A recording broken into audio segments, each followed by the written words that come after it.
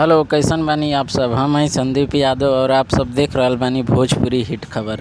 बहुत अच्छा एगो गाना के वीडियो रिलीज होके जाता, जौना गाना के नाम बा मजनुआ पिटाता।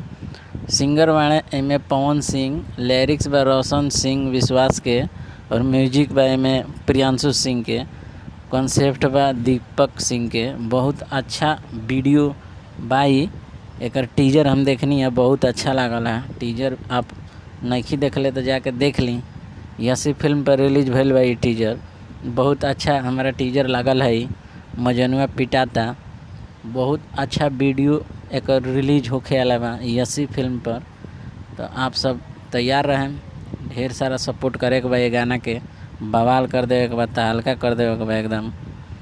तो इमें पावर स्टार पवन सिंह में बाड़ा, बहुत ही अच्छा इमें मार धाड़ वाला सीन भी बा। इमें थोड़ा पिटाइल बने में पवन सिंह थोड़ा, तो बहुत अच्छा कॉन्सेप्ट बा।